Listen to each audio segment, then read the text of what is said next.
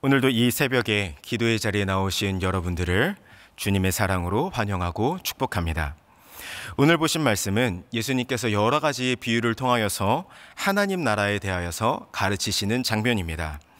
그 중에서도 특히 곡식과 가라지의 비유를 자세히 살펴보시면 이 세상에 존재하고 있는 악과 고통의 문제에 대하여서 몇 가지 힌트를 얻을 수가 있습니다.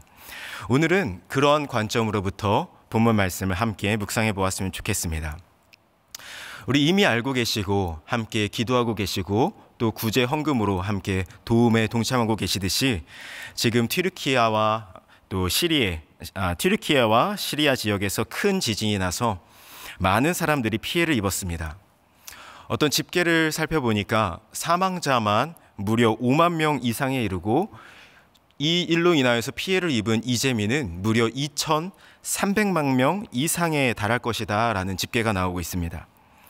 또 이번 지진으로 인하여서 아파트 건물들도 많이 무너지고 많은 사람들의 삶의 터전을 잃었습니다.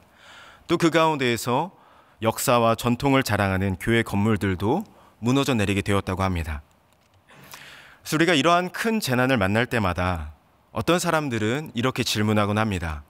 예수님을 믿지 않는 사람들은 물론이거니와 교회 안에서도 믿음이 연약한 지체들은 때론 이렇게 질문하는 것을 우리가 만나곤 합니다. 하나님께서 정말로 살아계시다면 어떻게 이 세상에 이러한 재난과 고통과 악함이 있을 수가 있느냐 이렇게 묻곤 합니다.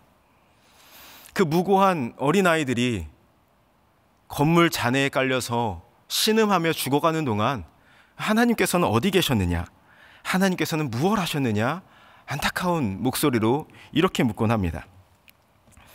그런데 사실 조금만 생각해 보시면 이 세상에서 발생하는 이런 재난과 또 고통과 악의 문제들은 사실은 기독교 신앙과 반대되는 것들이 아니라 도리어 하나님 말씀이 얼마나 정확한지를 보여주고 있다는 사실을 알 수가 있습니다. 예를 들어서 독일에 보시면 아우토반이라고 불리는 고속도로가 있습니다. 그런데 이 고속도로, 아우토반이라고 불리는 자동차 전용 도로의 일부 구간에는 속도 제한이 없는 것으로 유명합니다. 그렇다면 이렇게 속도 제한이 없는 아우토반에서 속도 위반으로 과속으로 교통 딱지를 끊을 수가 있을까요? 아우토반에서는 속도 위반을 할 수가 없습니다. 왜냐하면 깨뜨릴 만한 표준, 깨뜨릴 만한 기준이 그 위반할 규정이 없기 때문에 과속이나 과속 위반, 속도 제한 위반과 같은 위반도 할 수가 없는 것입니다. 같은 원리로 애초에 하나님께서 이 세상을 아름답고 질서 있게 만들지 않으셨다라면 세상이 이래서는 안 되지, 이건 무언가가 단단히 잘못되었어 라는 말도 사실은 의미 없는 말이 되고 맙니다. 깨어질 아름다움이 있고 깨어질 표준이 있고 깨뜨릴 창조 질서가 있어야 추함도 있고 망가짐도 있고 어그러짐도 있을 수가 있기 때문이죠. 그래서 세상이 왜 이렇게 악하고 고통스러운가요? 하는 이 질문은 바꾸어 말하면 하나님께서 선하게 창조하신 하나님의 나라가 왜 이렇게 어그러졌나요? 하는 질문과 같은 말입니다.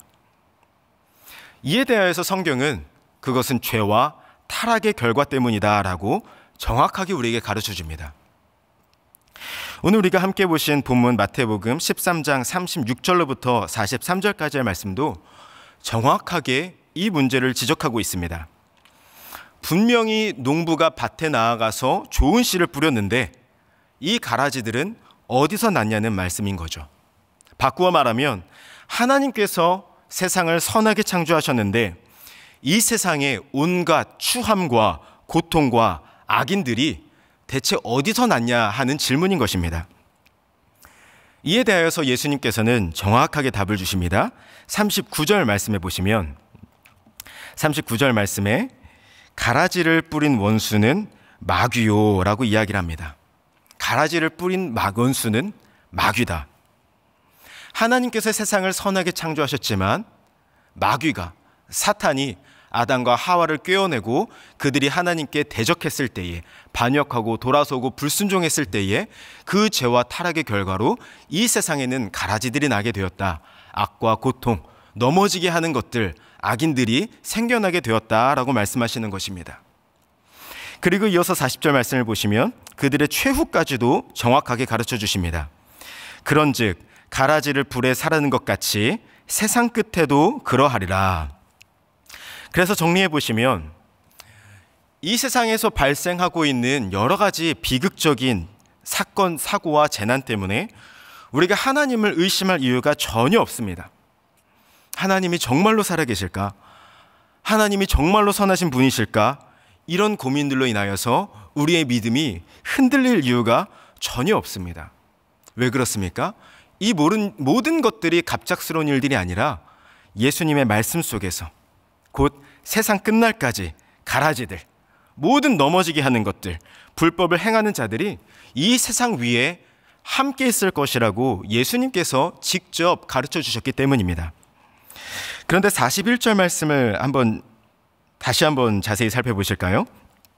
이 앞절에 36절부터 40절까지의 말씀은 현재 세상에 대한 일반적인 설명이었습니다. 우리가 살고 있는 이 세상에, 밭에 왜 이렇게 곡식뿐만 아니라 가라지들이 많이 있습니까? 이처럼 곡식과 가라지가 한 밭에, 한 세상에 있는 것이 현재의 모습이라는 것이죠. 그런데 41절 말씀부터 보시면 40절에 세상 끝에도 그러하리라, 41절부터는 그 시점이 미래가 됩니다. 세상 끝이 됩니다. 그런데 그 미래의 최후 심판 때의 모습을 어떻게 말씀하시는지 함께 보실까요? 여기를 보시면 인자가 그 천사들을 보내리니 그들이 그 나라에서 모든 넘어지게 하는 것과 또 불법을 행하는 자들을 거두어내어 라고 말씀하십니다.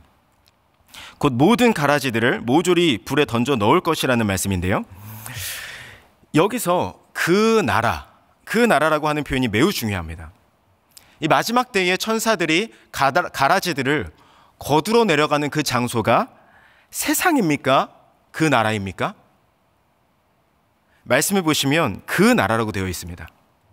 분명히 38절 말씀에서 지금 곡식과 가라지가 함께 자라고 있는 이 밭은 세상, 원어 말씀으로 보시면 호코스모스, 세상이라고 하셨는데 41절에서 마지막 때에 이 세상이, 이 밭이 이미 무엇이 되어 있습니까?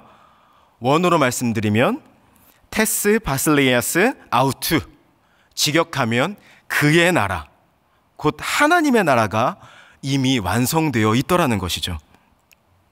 여러분, 이것이 예수님께서 바라보고 계신 확실한 미래의 모습입니다.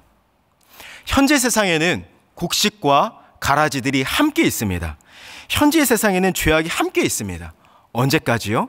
세상 끝날까지 이 모습들이 지속됩니다. 그러나 이 세상의 모든 악함 속에서도 우리가 당황할 필요가 없습니다.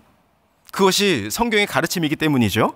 하지만 예수님이 다시 오시는 그날이 되면 이 세상이 전부 무엇이 되었습니까?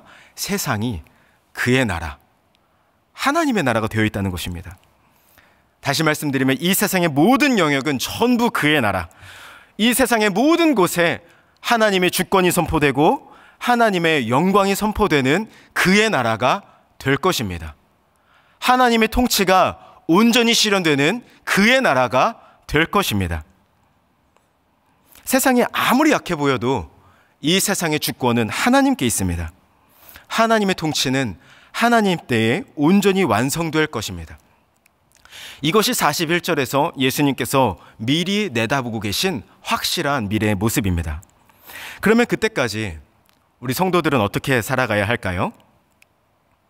성경에 마지막 때와 관련해서 반복적으로 등장하는 주제가 있습니다. 그것이 무엇이냐면 바로 성도의 인내입니다. 마태복음 24장 13절로 14절 말씀해 보시면 이렇게 말씀하십니다. 자막을 한번 띄워주시겠습니까? 이 앞절에 보시면 여러 가지 마지막 때의 환난과 고통의 모습을 쭉 나열하신 이후에 예수님께서 이렇게 말씀하십니다.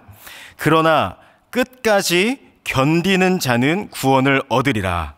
이 천국의 복음이 모든 민족에게 증언되기 위하여 온 세상에 전파되리니 그제야 끝이 오리라. 예수님께서 우리에게 무엇을 말씀하십니까? 끝까지 견디는 자는 구원을 받으리라 말씀하십니다. 끝까지 견뎌내라 말씀하십니다. 고난이 닥쳐와도 견뎌내라. 최후의 승리가 보장되어 있으니 견뎌내라. 이것이 예수님의 말씀입니다. 물론 이 말씀이 모든 이 세상에서 벌어지고 있는 부당하고 억압적인 일까지 무조건 버티고 견디라는 말씀은 아닙니다. 예를 들어서 누군가가 사회적인 약자인데 사회적으로나 경제적으로 억압받고 착취를 당하는 상황 속에 놓여 있다면 그 억압적인 구조를 고쳐내고 그를 그 압제에서 건져내는 것이 하나님의 뜻이지, 억압되고 착취되는 상황을 유지하면서 버티라고 말씀하는 것이 하나님의 뜻은 아닙니다. 특별히 우리가 주일마다 묵상하고 계시는, 주일 저녁마다 묵상하고 계시는 아모스서 말씀을 보시면 하나님께서 이 땅에 소외받는 사람들, 압제당하는 사람들, 착취당하는 사람들에 대해서 얼마나 긍휼과 사랑의 마음을 갖고 계신지 우리가 확실히 알 수가 있습니다. 그렇기 때문에 이 말씀에서 견뎌내라, 끝까지 견뎌내라 하시는 말씀은 신앙의 싸움에 관한 말씀입니다. 우리가 우리의 삶을 한번 돌이켜 보십시오. 우리의 가정에서도, 우리의 직장에서도 가라지들 때문에 상심하고 낙심할 일들이 얼마나 많이 있습니까? 믿지 않는 가족과의 갈등 속에서, 또 믿지 않고 세상의 가치관대로 나에게 무언가를 요구하는 회사의 분위기와 직장의 분위기와 그런 직장 상사와의 관계 속에서 우리를 걸려 넘어지게 하는 것들이 참 많이 있을 것입니다. 때로는 이런 생각마저 들 수도 있을 것입니다. 아휴, 내가 교회만 아니면 서로가 편할 텐데 괜히 내가 신앙생활한다고 주변 사람들까지 불편하게 하고 있나? 이런 마음들까지도 들 수가 있다는 것이죠. 바로 그러한 순간을 우리가 견뎌내야 한다는 것입니다. 믿음의 시련이 찾아올 때에 그것을 끝까지 견뎌내야 한다는 말씀인 것입니다. 그리고 우리가 그 시간 동안에 어떻게 견뎌내야 할까요? 오늘 본문 말씀처럼 당장 눈에는 보이지 않더라도 나를 통하여서 겨자씨 한 알만큼, 또 한 줌의 효모만큼의 복음만이라도 흘러가기를 간절히 기도하는 가운데에 그 믿음의 시련들을 견뎌내야 합니다. 그때 하나님의 나라는 어떤 힘이 있다고 예수님께서 가르쳐 주십니까? 우리가 오늘 이 본문에 나오는 겨자씨와 누룩의 비유들은 전부 복음, 천국, 하나님 나라의 복음의 확장성에 관한 비유였습니다. 사실 겨자씨는 자라나면 마치 우리 제주도에 가시면 유채꽃 보이시죠? 유채꽃 모습처럼 자라나게 된다고 하는데요. 사진을 한번 띄워주시겠습니까? 사진 1번을 보시면 이것이 제가 갈릴리 지역에 겨자꽃을 검색해서 얻은 사진입니다. 또 다음 사진 보여주시겠습니까? 이런 겨자꽃에는 분명히 이 겨자꽃은 주변에 길가에 나는 잡초보다는 훨씬 키가 커서 1.5m에서 2m까지도 자라나게 한다고 하는데요. 또 그 가운데에 나무가 없는 경우에는 이렇게 새들이 와서 쉬고 가고 이런 아름다운 꽃밭이 되기도 한다고 합니다. 또 갈릴리 지역의 자연 환경이 제주도 지역과 상당히 유사해서 현무암도 많이 있고 이런 지역이라고 하기 때문에 우리가 이 비유를 상상하실 때 제자들이 어떤 모습을 떠올렸을까? 우리가 제주도의 유채꽃밭을 상상할 때에 제자들이 그 모습을 떠올렸겠구나 상상하셔도 좋을 것 같습니다. 이 하나의 씨앗이 심겨서 물론 나무가 된다라고 하시는 것은 과장일 수도 있겠고 또 예수님께서 어떠한 생태학자의 관점이 아니라 갈릴리 지역에 사는 그 사람들의 관점에서 말씀하셨다면 이 하나의 씨앗이 심겨서 아름다운 그 겨자꽃을 이룰 때의 모습을 상상해 보십시오. 이 비유는 확장성에 관한 말씀입니다. 또 누룩이 가루가 서말이라고 하는 이 단위를 이 성경 당시의 단위로 환산을 해보면 약 40리터에서 45리터는 좋게 되는 양이라고 합니다. 이 정도의 밀가루가 있으면 100인분의 빵을 만들 수가 있는 양이라고 합니다. 그러니까 이러한 비유들은 전부 처음 봤을 때는 미약했던 것들, 이 많은 밀가루 속에 숨겨진 섞여 들어간 작은 그 효모, 약간의 한 줌, 그 누룩, 전부 별것 아닌 것 같았던 것들이 나무를 이룬다거나 밭을 이룬다거나 아니면 100인분의 가루를 부풀게 하는 것처럼 하나님의 나라에는, 하나님 나라의 복음에는 이처럼 강력한 확장성이 있다는 의미입니다. 그렇기 때문에 우리가 생활 속에서 복음의 증인되어 살아갈 때에 우리가 대단해서가 아닙니다. 내 믿음이 대단해서가 아니고요, 내가 복음을 잘 증거해서가 아니고요, 복음이 갖고 있는 그 확장성 때문에, 하나님 나라의 복음에 이처럼 강력한 확장성이 있기 때문에 우리가 그 사명을 감당할 때에 성령의 역사로 겨자씨 하늘 같은 믿음이 심겨진다면 그때 이후로 하나님께서 일하시고 이처럼 놀라운 하나님 나라의 열매를 맺게 된다는 것입니다. 그러므로 우리가 주님 오시는 그날까지 비록 우리 앞에는 걸려 넘어지게 하는 일들과 시험에 들게 하는 일들이 많이 있겠지만, 또 무너지게 하는 사람들도 많이 만나시겠지만, 우리가 그러한 믿음의 시련 앞에서 견뎌내며 복음의 증인되어 살아갈 때에 우리를 통하여서 하나님의 나라가 확장되게 하실 것입니다. 이 진리를 믿으면서 오늘도 주님께서 부르시고 보내신 그 자리에서 복음의 증인으로 승리하며 살아가시는 저와 여러분이 되시기를 축복합니다. 이 시간 함께 말씀을 기억하시면서 기도하실 때에 주님, 우리가 시험을 만날 때에 끝까지 견뎌낼 믿음과 지혜를 주시옵소서. 또 우리가 복음의 증인으로 사명 감당할 수 있도록 힘을 더하여 주시옵소서. 우리를 통하여서 겨자씨 하늘 같은 믿음의 씨앗이 심겨지게 하여 주시옵소서. 우리 말씀을 기억하며 기도하시고 또 각자 가지고 나오신 기도의 제목으로 기도하시고 자유롭게 돌아가시면 되겠습니다. 함께 기도하시겠습니다. 살아계신 아버지 하나님, 감사합니다.